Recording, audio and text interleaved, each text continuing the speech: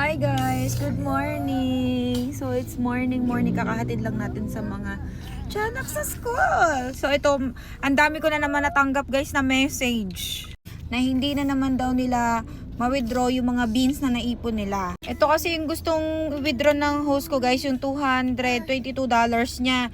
Hindi ko po makuha yung sahod ko. Ayan, hindi daw niya makuha. Tapos nag-send siya nito guys, ito kaya daw hindi daw niya makuha yung sahod niya kasi may verification. Nagtanong siya sa akin, ito daw yung lumalabas. So sabi ko kasi screenshot niya yon, tapos ito nga sinend niya sa akin, kaya hindi niya to ma-withdraw. Kasi guys, kailangan niyo tong i-click yung verification na yan. Tapos ito, nagkamali po kasi ako dyan, pag-upload ng ID, kaya hindi ko ma-verify. Alam nyo guys, ito ang dami nagtatanong dito. Guys, kailangan nyo talagang i-click yung verification na yan kasi kailangan i-verify yung account nyo bago mag January 1, 2026. Nakalagay naman dyan, to avoid delay with your withdrawals, i-complete your account verification. Wala namang sinabi dyan kasi ang daming nalilito dito guys. Alam nyo, ang daming nalilito dyan. Porque daw mag-fill up ka lang ng verification, akala nila ano na, yan na ba yung lilipat ng agency, ganyan. Verification yan, magkaiba yung process ng paglipat ng agency at saka verification ng account. Kailangan mo i-verify yung account mo, kailangan mo i-click yun. Kaya nga hindi ka maka-withdraw, 'di ba?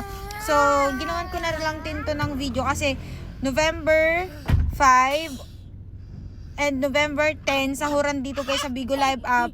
And gusto na kasi mag-withdraw ng host ko kahit wala pa yung sahod. Dito kasi guys sa Bigo Live app, pag may naipon ka na dyan na beans, pwede mo na yung withdrawin. Ang problema kasi, pag may lumalabas na verification, kailangan nyo talagang kailangan nyo talagang fill upan yan para makapag-withdraw kayo. Verification lang yan, okay? New update yan kay Bigo Live app, okay?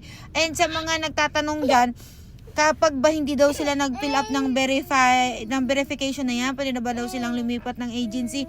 Again, magkaiba po ang fill up, ang process ng verification at iba rin ang process paglilipat ng agency. Ganun yan, iba-ibang process yan, B. Focus muna kayo dito sa verification ng account nyo para po makapag-withdraw kayo. Sana naliwanagan na kayo sa mga gantong lumalabas sa mga screen nyo. Hindi kayo makapag-withdraw, lalo na ngayong salary day is coming, diba?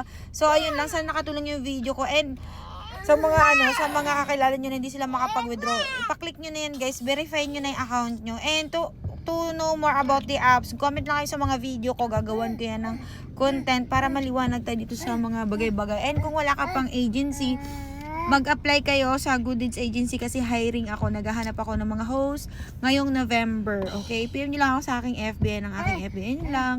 Follow for more.